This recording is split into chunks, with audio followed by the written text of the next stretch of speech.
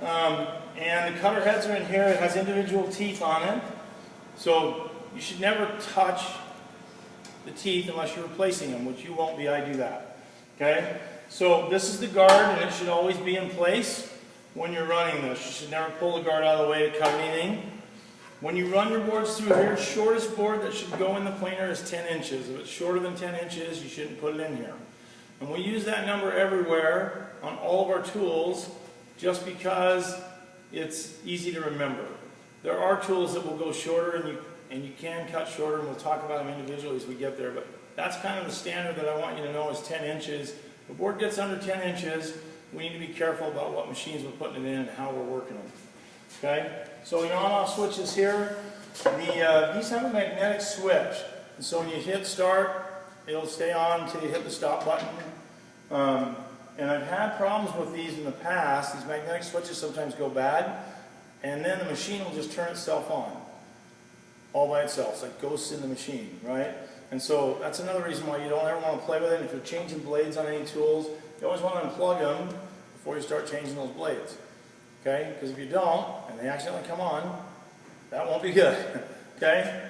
So this is a really safe machine. I haven't had any accidents here. In Utah, I had a couple accidents because that's the kid I told somebody about. But I had a kid who was getting ready to do all of his wood, and he lined up here on his side table. And this other kid who's an idiot and gets bored, and so he wasn't doing anything, so he's like checking out the blades and playing with it like this.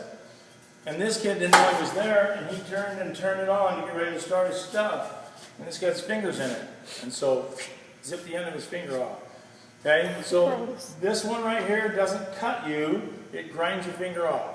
So you never want your finger in that baby. Okay? So when you run boards through here, your board should be above this fence. Anything that's below the fence, you want to use a push stick to push through so your hands won't drop off into the blade. I had another kid who had an accident. He was face joining, so he put his board down like this, which is totally okay. But when he ran it through here, and he got to the end, there was no longer resistance from the blade. The board shot out, and his hand dropped down in, and he zipped off the end of his thumb. Okay? So, anytime you're below the surface of the fence, use a push stick to push your wood, and that'll keep you safe. Okay? So as you run wood through here, your left hand would be palm up, holding the wood against the fence, keep it there, and is always above the guard. Okay? And then your right hand goes on top as it slides the wood through. Okay? And it will just slide right on through here and make your cut. And then that makes the surface straight. But it doesn't do it in one cut. Sometimes it takes 2 or 3 cuts in order for you to get a straight board.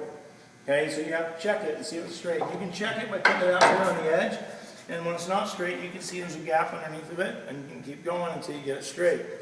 Okay? So safety-wise, the main thing is don't reach under the guard.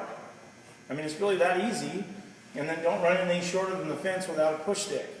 Okay, so if you do those things, this machine's really safe. We haven't had any accidents here on these. And like I say, the only accidents I've had are stupid people who actually put their finger in the blade. That doesn't make any sense to me, but stupidity runs in a lot of colors, I guess. Okay? Any questions on this one?